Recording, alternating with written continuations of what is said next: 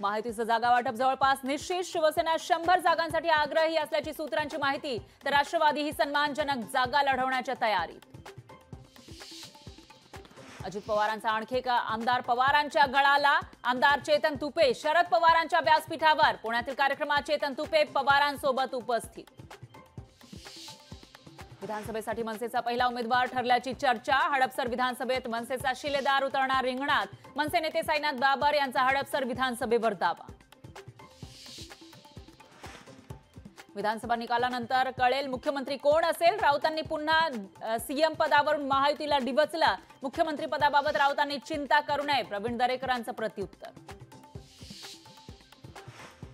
विधान परिषदेच्या 11 नवनिर्वाचित आमदारांनी घेतली शपथ. विधिमंडळाच्या सेंट्रल हॉलमध्ये पार पडला शपथविधी सोहळा. उपसभापती नीलम गोऱ्हेंनी दिली पद आणि गोपनीयतेची शपथ. महाराष्ट्राच्या राज्यपालपदी सीपी राधाकृष्णन यांची नियुक्ती. सीपी राधाकृष्णन हे महाराष्ट्राचे 24वे राज्यपाल.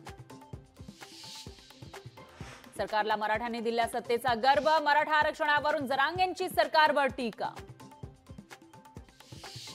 खडकवासला धरणातून दुपारी 3 वाजता 5000 क्युसेक वेगानं पाणी सोडणार. पुणेकरांना सतर्क राहण्याच्या प्रशासनाच्या सूचना.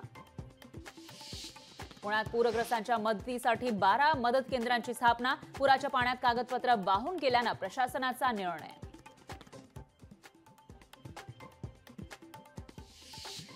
नाशकातील सिटीलिंक बस चालक कर्मचाऱ्यांचं काम बंद आंदोलन. शहरवासियांना वेठीस धरून संपावर गेल्यानं गुन्हा दाखल. जालना जिल्ह्यामध्ये दररोज रात्री वाळूची चोरी. आमदार बबनराव लोणीकर यांच्याकडून वाळू चोरीचा आरोप. तळोदा शहरातील जलजीवन मिशनच्या कामामुळे जनजीवन विस्कळीत. हॉस्पिटल परिसरात रस्ते खोदून ठेवल्यानं नागरिक त्रस्त. प्रियकराची भेट घेण्यासाठी प्रियसी पाकिस्तानातून थेट भारतात. गुप्तचर यंत्रणांकडून चौकशी सुरू. सांगलीतील 4062 नागरिकांचं स्थलांतर. हजारो हेक्टर शेती पाण्याखाली गेल्यानं शेतीचं मोठं नुकसान. इगतपुरीतील कापरेश्वर महादेव धबधबा प्रवाहित. हिरवा निसर्ग आणि फेसाळणारा धबधबा पाहण्यासाठी पर्यटकांची गर्दी. चांदोली धरणातील विसर्गाचं विहंगम दृश्य. धरणातून 16000 क्युसेक वेगानं पाण्याचा विसर्ग. भंडारा जिल्ह्याला पावसानं झोडपलं. गोसेखुर्द धरणाचे 27 दरवाजे उघडले. जिल्ह्याला आजही पावसाचा ऑरेंज अलर्ट. गोंदिया जिल्ह्यामध्ये बरसला रेकॉर्ड ब्रेक पाऊस. पावसामुळे शेतकरी सुखावला.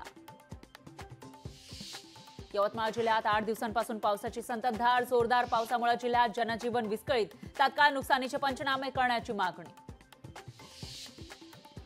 वर्ध्याच्या वाघाडी नदीला आलेल्या पुरात 3 जण अडकले. पुरात अडकलेल्यांनी घेतला झाडाचा सहारा. तिघांना पुरातून काढण्यासाठी बचाव कार्य सुरू.